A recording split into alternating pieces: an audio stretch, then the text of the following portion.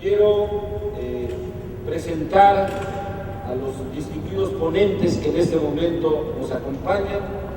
Está con nosotros el doctor Raúl Jiménez Vázquez, experto en Derecho de la Energía, y nos acompaña también el doctor Adalberto Saldaña Harlow, experto en Teoría Constitucional, a quien agradezco mucho y me honra recibir este libro como obsequio. Es una obra de la Constitución Política de los Estados Unidos Mexicanos, comentada por el doctor Adalberto Saldaña Harlow. Pido a los compañeros y compañeras que nos acompañan dar un merecido reconocimiento a los doctores que nos acompañan en este programa.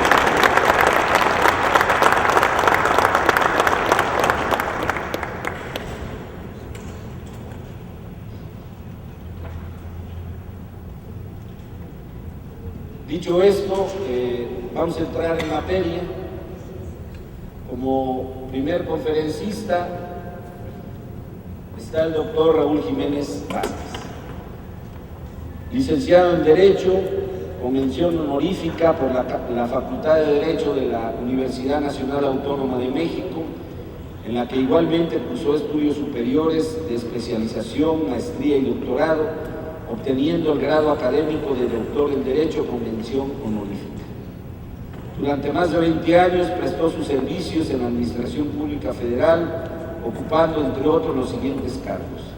jefe del Departamento Contencioso del Impuesto sobre la Renta en la Secretaría de Hacienda y Crédito Público, director jurídico de la Dirección General de Fiscalización en la Secretaría de Hacienda y Crédito Público, director de Amparos en la Secretaría de Hacienda y Crédito Público, coordinador general de normatividad en la Secretaría de la Contraloría General de la Federación, gerente de arrendamiento de embarcaciones y contratación de servicios para la distribución en petróleos mexicanos, secretario ejecutivo del Comité de Construcción, Adquisición, Arrendamiento y Fletamento de embarcaciones en petróleos mexicanos. Actualmente se desempeña como director general de Jiménez y Asociados, firma de abogados y consultores especialistas en Derecho Constitucional, Derecho Procesal y Derechos Humanos, entre otras áreas de desarrollo profesional. Es miembro de la Asociación Nacional de Abogados Democráticos, en cuyo comité ejecutivo funge como secretario de Derecho Constitucional. Es asesor jurídico del Comité 68 Pro Libertades Democráticas. Ha impartido conferencias y seminarios sobre los temas de su especialidad en distintas universidades e instituciones públicas y privadas. Bienvenido, doctor Raúl Jiménez Vázquez, y con mucho gusto le cedo el uso de esta tribuna.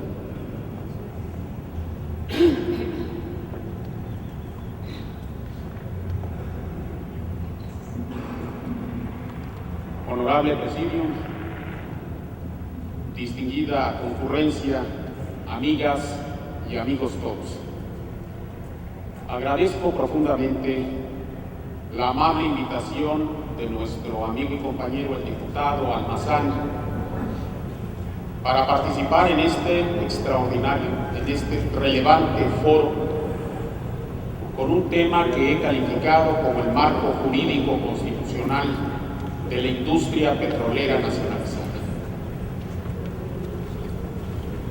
Derivado de las proclamas que dieron origen al programa histórico de la Revolución Mexicana, hace 91 años, el Congreso Constituyente de Querétaro produjo la primera Constitución económica y social del mundo, dando origen a un vigoroso constitucionalismo social que se orienta hacia el fortalecimiento de la soberanía nacional, el abatimiento de la desigualdad, la promoción de la justicia social y el bienestar de las clases populares del país. Junto con las decisiones políticas fundamentales adoptadas en torno a la educación laica y gratuita, los derechos de los campesinos y los derechos de los trabajadores, el régimen de la propiedad pública, de la propiedad de la nación, consagrado en el artículo 27 constitucional, viene a ser la viga maestra, la piedra angular de nuestro extraordinario constitucionalismo social. Este régimen de propiedad nacional está constituido por tres principios vertebrales. El primer principio es el de la propiedad originaria de la nación sobre las tierras y aguas comprendidas dentro de los límites del territorio nacional, con el cual el constituyente de Querétaro trastocó la naturaleza individualista de la propiedad privada y la sometió al interés primario de la sociedad en su conjunto. El segundo principio es el principio del dominio directo, inalienable e imprescriptible de la nación sobre los hidrocarburos y los demás recursos naturales del subsuelo. De este principio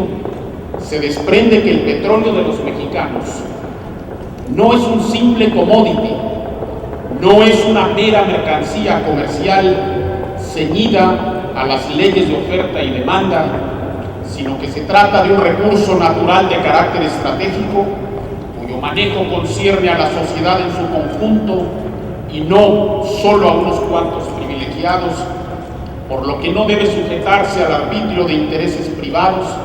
ni mucho menos debe servir para garantizar el abasto o fortalecer los márgenes de seguridad estratégica de otros países. El tercer principio es el principio de la explotación exclusiva de los hidrocarburos por parte de la nación. Con este principio se robustece la eficacia del principio del dominio directo, asignando a la nación la exclusividad para desarrollar y disfrutar de los beneficios inherentes al aprovechamiento de la industria petrolera nacionalizada.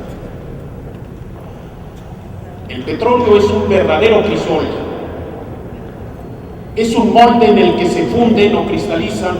los tres principios nucleares del artículo 27 constitucional, porque la nación es la propietaria originaria de los hidrocarburos, ejerce sobre ellos el dominio directo, inalienable e imprescriptible, y a ella le corresponde el privilegio, la prerrogativa de su explotación y usufructo integral. Detrás de los principios constitucionales de la propiedad originaria y del dominio directo de la nación sobre los hidrocarburos, existe una historia de lucha patriótica que es menester referir, así sea en forma totalmente somera. Comenzaremos diciendo que durante el Porfiriato se promulgaron diversos ordenamientos legislativos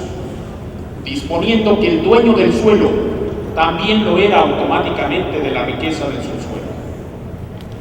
Este es el caso del Código de Minas de 1884, el Código Civil del mismo año, el Código de Minas de 1892, la Ley del Petróleo de 1901 y la Ley Minera de 1909. El efecto directo de estas leyes porfiristas fue verdaderamente catastrófico para la nación, porque literalmente se le despojó de los recursos petroleros, generándose un feudo de poder totalmente contrario a los intereses generales del país. Consciente de esa grave y delicada situación, el prócer Francisco I. Madero estableció un primer impuesto al timbre de 3 centavos por barril de petróleo, secundado por otro gravamen de 20 centavos por tonelada de petróleo extraído, y también expidió un decreto obligando a las empresas petroleras a inscribirse en un padrón gubernamental. Al decir de algunos historiadores, la respuesta del embajador estadounidense Henry Lane Wilson, socio de la compañía Standard Oil y conocido como el embajador de los Trotz, fue la planeación del magnicidio del presidente Madero y del vicepresidente Pino Suárez, así como la articulación del golpe de Estado perpetrado por el usurpador Victoriano Huerta. Enarbolando la bandera constitucionalista, Venustiano Carranza incorpore el asunto de los hidrocarburos a la agenda de la lucha revolucionaria e inserta en el artículo 2 de las adiciones al Plan de Guadalupe el imperativo de la revisión de las leyes relativas a la explotación del petróleo. En marzo del 15 se creó la Comisión Técnica del Petróleo, organismo gubernamental que emitió un informe de resultados concluyendo que debía restituirse a la nación la riqueza de la que fue despojada yacente en el subsuelo. En agosto del 16 se expide una circular en la que se establece que los extranjeros que adquirieran bienes nacionales dentro del país tendrían que considerarse como mexicanos para los efectos de dirimir las controversias, fórmula jurídica nacionalista que se conoce con el nombre de la cláusula Cal. Esta relación de hechos históricos nos permite apreciar claramente que a lo largo de los años convulsos del 11 al 16 se hizo patente la necesidad de reivindicar el dominio de la nación sobre los hidrocarburos. Este pensamiento, esta ideología revolucionaria afloró en todo su esplendor en el seno del histórico Congreso Constituyente de Querétaro. Ahí, un puñado de diputados jacobinos o radicales, encabezados por el general Francisco J. Mújica, soportando las amenazas y las tentativas de cohecho de los personeros de las compañías petroleras, insertaron en el majestuoso artículo 27 constitucional los principios que hicieron posible la meta de la recuperación de los recursos petroleros de la nación.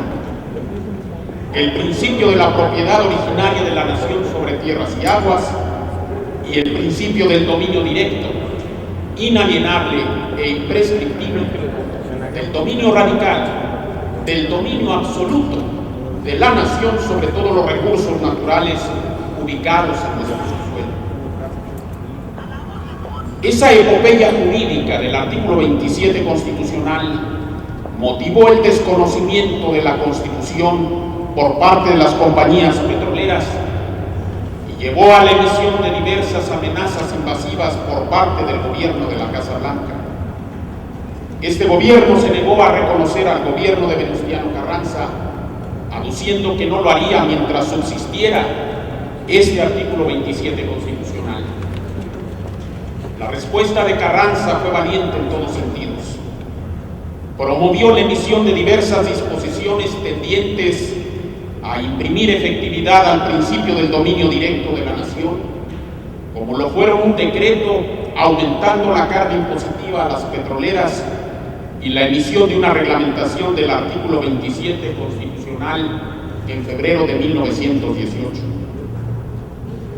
La muerte alcanzó al barón de Cuatro Ciénegas en Tlaxcalantongo a manos, curiosamente, de un militar de apellido Herrero, quien había formado parte del grupo de asesinos y paramilitares de apoyo a las empresas petroleras dirigido por el general Manuel Peláez, quien asimismo se proclamó el presidente de la República de la Huasteca. Los gobiernos subsecuentes a Carranza tampoco fueron reconocidos por el gobierno de la Casa Blanca. Sin embargo, ansioso de ese reconocimiento, Álvaro Obregón accedió a la negociación de un acuerdo secreto con Washington, en el que se aceptó que el artículo 27 constitucional no sería aplicado en forma retroactiva a los títulos de propiedad de las compañías americanas generados al amparo de las leyes porfiristas. Me estoy refiriendo a los famosos tratados de Bucareli de 1923, cuya suscripción motivó el asesinato a mansalva de un digno senador de Campeche, Alberto Gil Jurado, así como el alzamiento de Adolfo de la Huerta, enarbolando las banderas ideológicas impregnadas en el plan de Chilitla. Fue en ese contexto que el 25 de diciembre de 1925, Plutarco Elías Calles promulgó la primera ley reglamentaria del artículo 27 constitucional en el ramo del petróleo, reconociendo los derechos adquiridos de las compañías petroleras en base al acuerdo de la no retroactividad de la Carta Magna, pactado en los infames tratados de Bucareli. El tercer principio, el principio constitucional de la explotación directa de los hidrocarburos por parte de la nación, también tiene su componente histórico. Como es de todos sabidos, la expropiación de los bienes pertenecientes a las compañías petroleras vino a romper el nudo gordiano en el que se encontraba colocado la fuerza ideológica del artículo 27 constitucional, poniendo al Estado en posibilidad jurídica y material de hacer efectivo el mandato del dominio directo de la nación sobre los hidrocarburos. Sin embargo, la expropiación resultaba en sí misma insuficiente para lograr la consumación plena e íntegra de los fines reivindicatorios de este extraordinario artículo 27 constitucional. Para ello,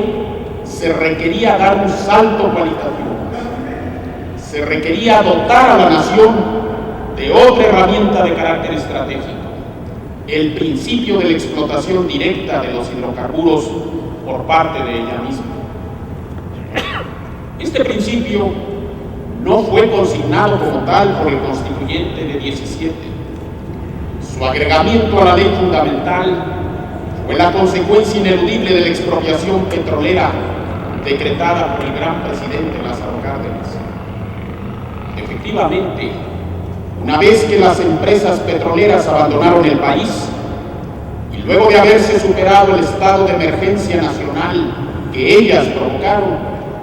el gobierno federal llegó a la conclusión de que la nación debía tener el control absoluto de todas y cada una de las fases o etapas industriales inherentes a la explotación de los recursos petroleros. A la luz de lo anterior,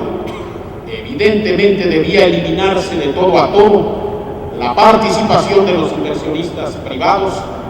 gestándose en ese momento la idea estratégica de la nacionalización integral de los hidrocarburos. Esto que acabo de decir se desprende claramente de la cita puntual del informe rendido por el presidente Cárdenas a la Nación el 1 de septiembre de 1938. Abro comillas: y para evitar en lo posible que México se pueda ver en el futuro con problemas provocados por intereses particulares extraños a las necesidades interiores del país, se pondrá a la consideración de vuestra soberanía que no vuelvan a darse concesiones del subsuelo en lo que se refieren al petróleo y que sea el Estado el que tenga el control absoluto de la explotación petrolífera. Cierro comillas. Congruente con ese anuncio político, el 22 de diciembre de 38, el presidente Cárdenas envió al Congreso de la Unión la propuesta de reforma al párrafo sexto del artículo 27 constitucional, cuyo objetivo medular fue dar curso normativo a la iniciativa política de la nacionalización integral y absoluta del petróleo de los mexicanos. Para apreciar con mayor objetividad la riqueza ideológica y jurídica de esta decisión capital, es conveniente acudir una vez más a la fuente de la verdad histórica encarnada en la iniciativa presidencial de Cárdenas. Abro comillas: una vez que la nación ha tomado a su cargo directamente el control de las explotaciones, en forma tal que no solo podrá atender las necesidades del país, sino en su mayor parte las de nuestro comercio exterior de petróleo, no se ve motivo para permitir que continúen formándose y vigorizándose intereses privados que es de presumirse que llegarán a ser, si no antagónicos, a lo menos distintos de los intereses generales, cuya tutela procurará el gobierno con todo empeño y energía. Incorporado al texto constitucional el principio de la explotación directa del petróleo que a la nación corresponde, se le da una mayor riqueza y autoridad. Cierro comillas. Así pues, a impulso de Lázaro Cárdenas, el Estado tiene el control directo, inmediato integral, absoluto, exclusivo y excluyente de todas y cada una de las fases o etapas de la explotación industrial de los hidrocarburos, por lo que en este campo no es posible otorgar concesiones ni contratos a favor de los inversionistas privados. Debemos decir que tanto la expropiación como la incorporación al texto constitucional de la explotación directa de los recursos petroleros por parte de la nación fueron objeto de tremendos sabotajes. Baste señalar que las empresas afectadas exigieron al embajador estadounidense en México, Josephus Daniels, y a la Casa Blanca que de inmediato se llevara a cabo una invasión armada a nuestro país. A juicio de algunos historiadores, también promovieron la rebelión del entonces gobernador de San Luis Potosí en contra del gobierno del presidente Cárdenas, el señor Saturnino Cedillo. Nuestro petróleo también fue etiquetado como petróleo robado y los tribunales de diversos países decretaron su embargo en los puertos de destino de los buques mexicanos. A fin de vencer este boicot, México se vio obligado a vender crudo a la Italia de Mussolini y a la Alemania de Hitler, recibiendo a cambio 3 buques construidos en los astilleros Ansaldo de Génova, así como un amplio paquete de maquinaria pesada. Por cierto, la recuperación de esos bienes que eran vitales para la naciente industria petrolera fue obra de un gran mexicano, el brillante jurista Alfonso Cortina Gutiérrez, autor de la Ley de Justicia Fiscal de 36 y magistrado fundador del Tribunal Fiscal de la Federación. No obstante esos amanos, el talento, la visión de un extraordinario grupo de mexicanos dirigidos por el general Lázaro Cárdenas hicieron posible la ruptura del cártel de las petroleras a través de la formalización en el 40 de un primer arreglo con el grupo petrolero Sinclair. Ello permitió la materialización de otro arreglo en el 42, ahora con el gobierno de los Estados Unidos, el llamado Convenio Cevada-Fuc, al cual siguió la suscripción de un tercer acuerdo de voluntades en 48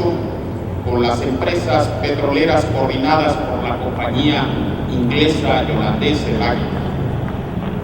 A pesar de esos arreglos satisfactorios, el boicot continuó desarrollándose en forma soterrada a través de sabotajes a las solicitudes de crédito formuladas por México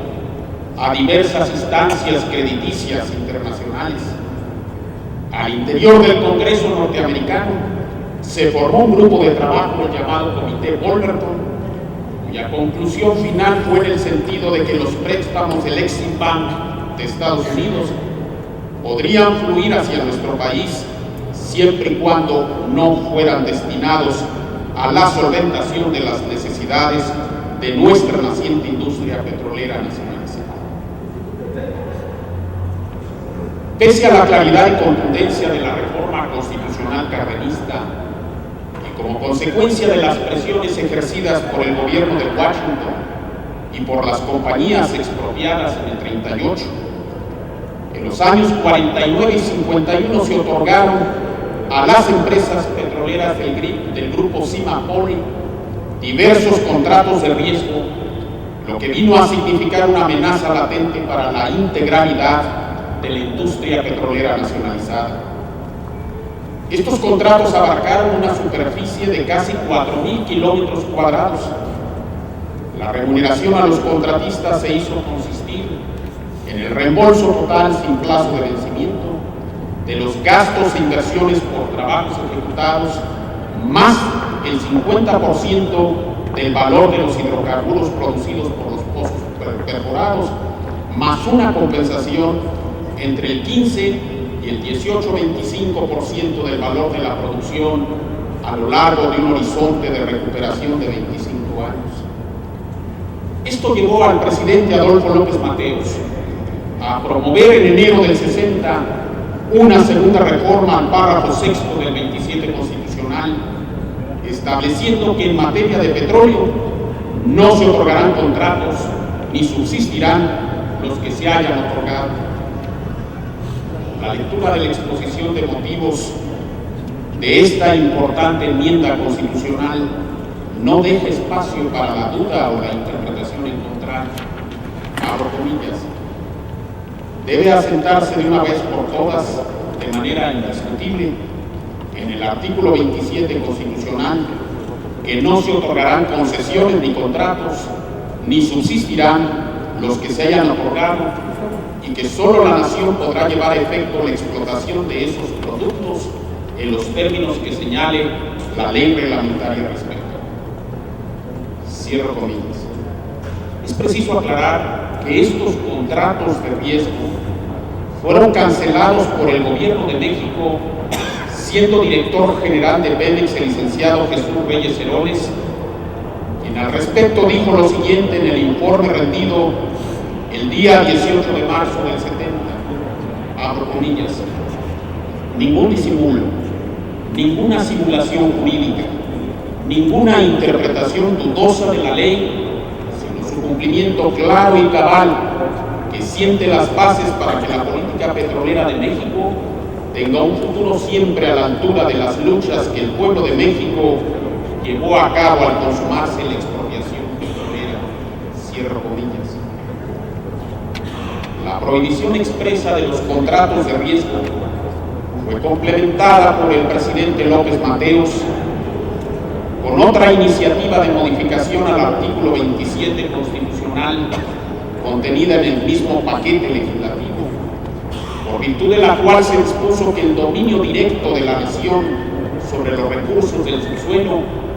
se extiende hacia la plataforma continental y los zócalos submarinos de las islas, decisión histórica que hoy en día permite a Pemex detentar el control de los yacimientos ubicados en la sonda de Campeche. El circuito constitucional de la nacionalización del petróleo quedó definitivamente sellado con una tercera reforma constitucional, la promovida por el presidente Miguel de la Madrid en el año de 83, teniendo como punta de lanza el principio fundamental de la propiedad de la nación. Con esta reforma se dio origen al capítulo económico contemplado en los artículos 25 a 28 de la Carta Magna. Se reconoció constitucionalmente el proyecto de nación, se asignó al Estado la rectoría del desarrollo nacional, se creó el sistema de planeación democrática del desarrollo nacional, se transparentó el régimen de la economía mixta, se definieron en forma clara y precisa las áreas estratégicas de la economía nacional reservadas exclusivamente al Estado, incluyendo dentro de las mismas a los hidrocarburos y a la petroquímica básica, y se dispuso que las áreas estratégicas no constituyen monopolio y que deben ser desarrolladas exclusivamente a través de organismos públicos en los que el Estado debe mantener siempre la propiedad del control.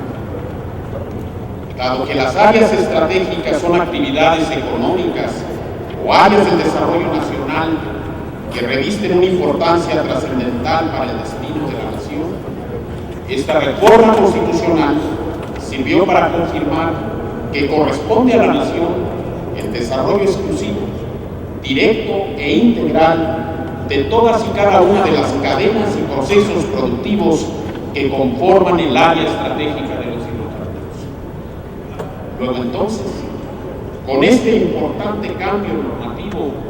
se perfeccionó el régimen constitucional de los hidrocarburos. Estos ahora ostentan una doble protección jurídica: la protección constitucional inherente a su condición de recursos naturales sujetos al dominio directo de la nación, y la protección constitucional que les corresponde en su calidad de industria petrolera nacionalizada, constitutiva de un área estratégica de la economía nacional. De la conjugación de las reformas constitucionales que hemos reseñado, puede afirmarse que el marco constitucional de los hidrocarburos no solo no permite,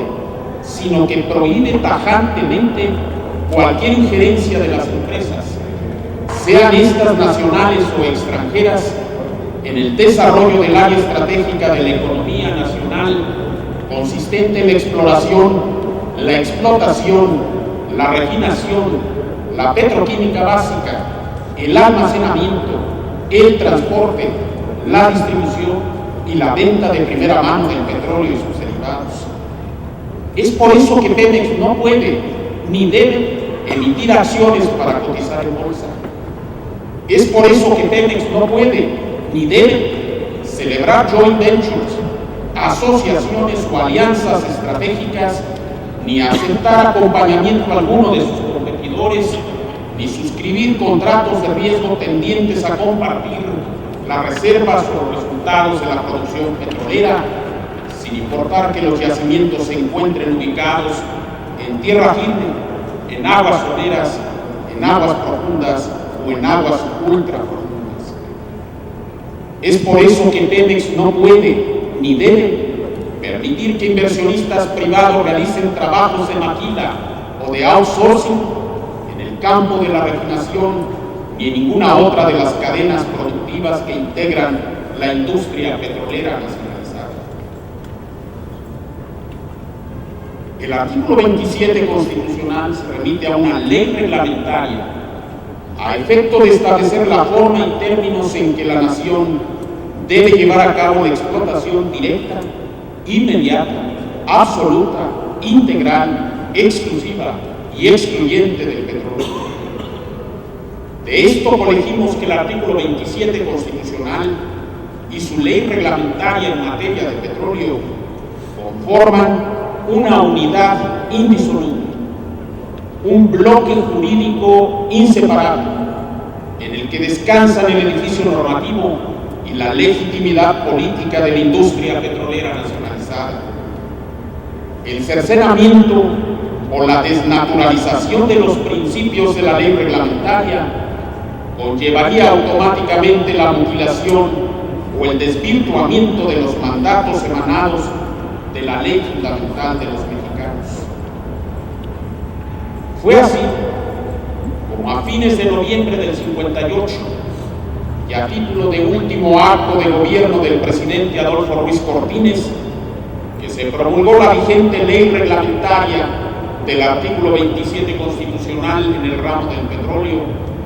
cuya autoría intelectual y desarrollo material correspondió a un ilustre mexicano,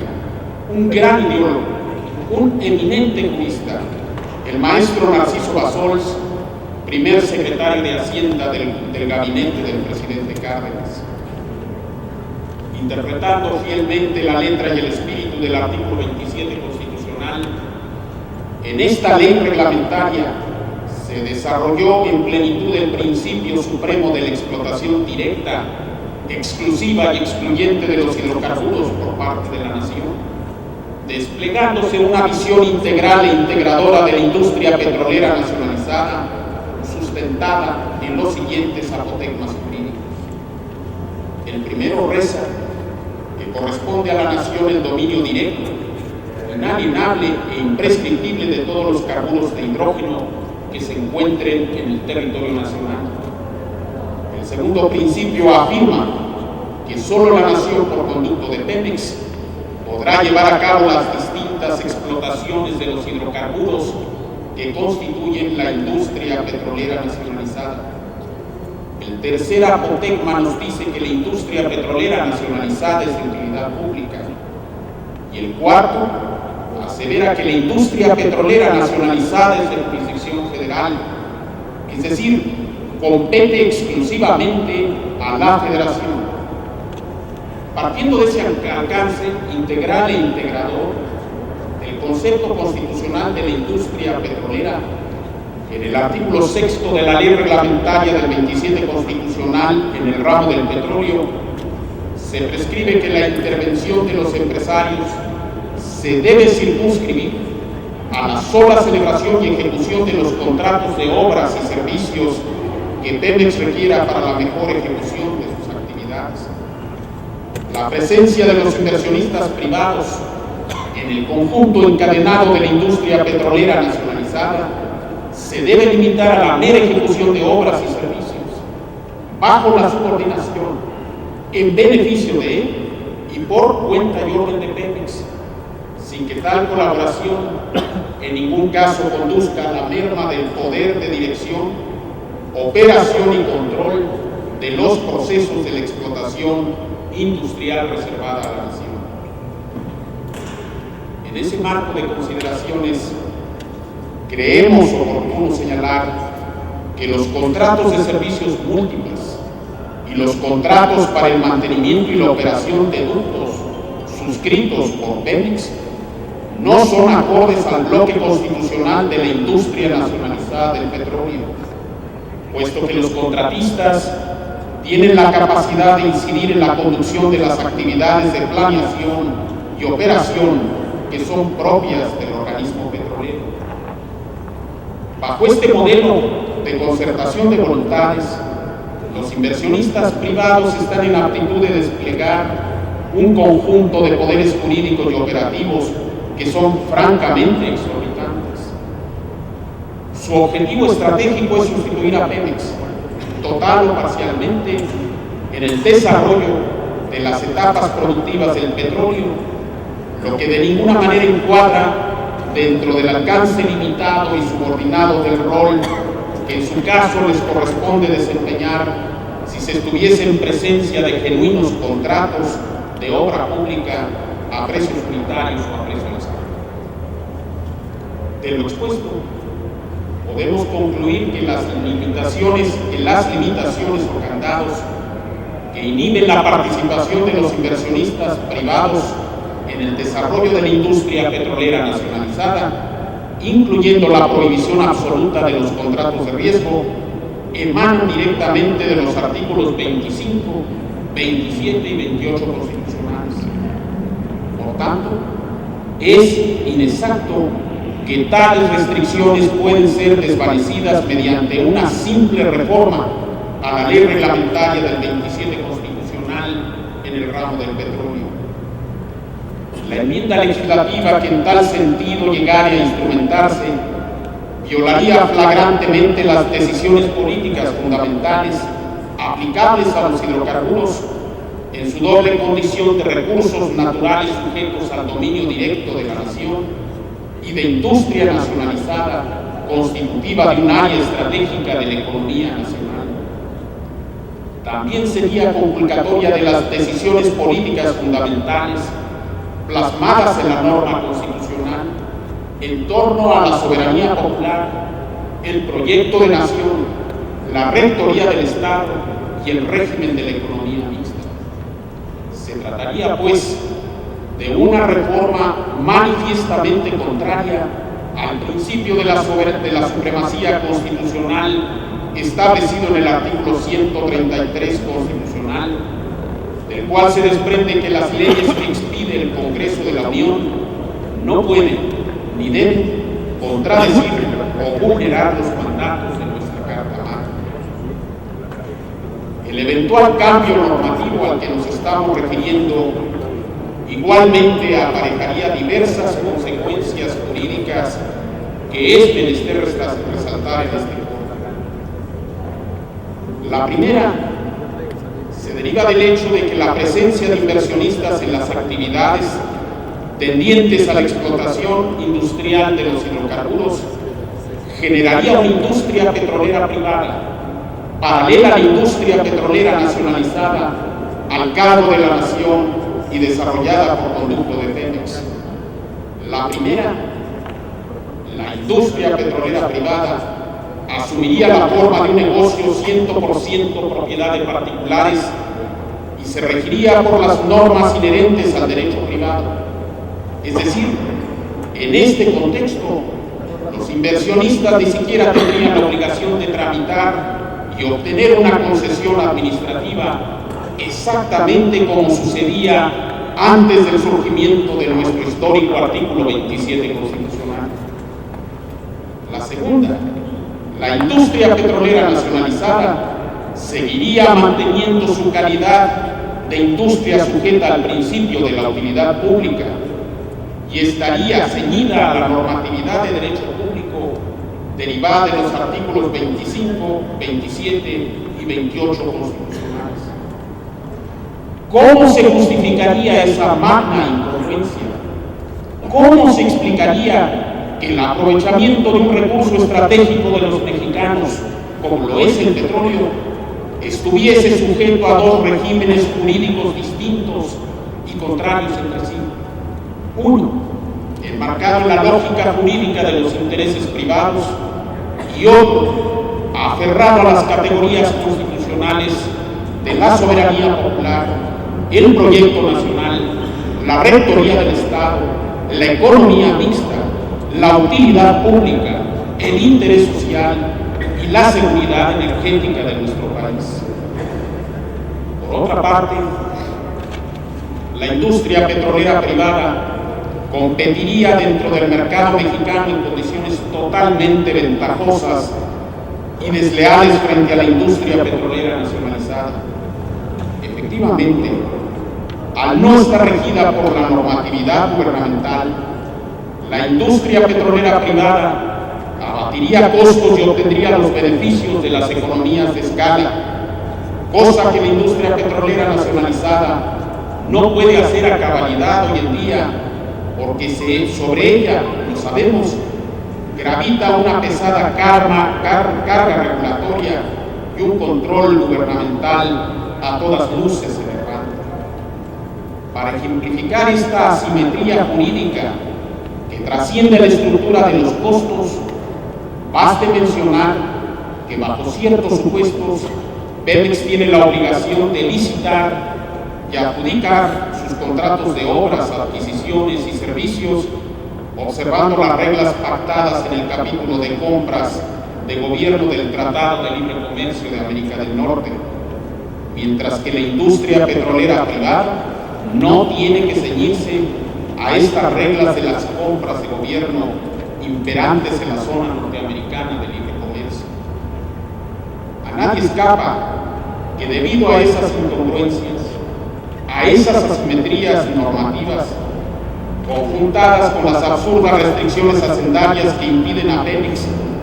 destinar sus recursos líquidos al fortalecimiento de su infraestructura, a la postre se neutralizaría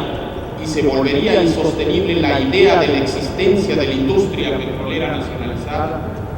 lo que vendría a significar el coronamiento de los esfuerzos desplegados por las petroleras internacionales a fin de controlar y usufructuar por completo un mercado interno construido por los mexicanos a lo largo de 70 años, que hoy por hoy tiene un valor comercial aproximado de 75,000 millones de dólares anuales. Todo lo anterior se agrava con el hecho de que, merced a los convenios internacionales de protección a las inversiones privadas, sumado a la reciente suscripción por el gobierno federal del acuerdo relativo a la Agencia Multilateral de Garantía de las Inversiones, MIGA por sus iniciales en inglés, los empresarios ahora están blindados jurídicamente en contra de cualquier medida que pueda afectar sus intereses, incluyendo los actos de expropiación. Más aún, contrario a lo que ocurrió en el contexto de la defensa de la validez jurídica de la expropiación petrolera de 38, en que el gobierno de Lázaro Cárdenas hizo valer la cláusula cargo para preservar el principio de la soberanía jurisdiccional, ahora las demandas y reclamaciones de los inversionistas contra el Estado mexicano tienen que ser resueltas a través de arbitrajes internacionales, aplicando reglas que son propias del derecho de los negocios. El litigio emprendido hace unas semanas por la ExxonMobil en contra del gobierno de Venezuela y el embargo de sus cuentas bancarias es el espejo humeante de Tezcatlipoca en el que debemos proyectarnos en esta delicada cuestión jurídica y política. Por último, es menester subrayar que el aprovechamiento de los recursos naturales como el petróleo, bajo un modelo de utilidad pública, es un derecho humano, conocido como derecho humano al desarrollo, el cual se encuentra reconocido en los siguientes instrumentos del derecho internacional: en el Pacto Internacional de Derechos Económicos, Sociales y Culturales, adoptado por Naciones Unidas en el 66 y ratificado por México en 1980. Este es un tratado internacional que, según el artículo 133 constitucional, es parte integrante de la Ley Suprema de toda la Unión y se ubica jerárquicamente por debajo de la Carta Magna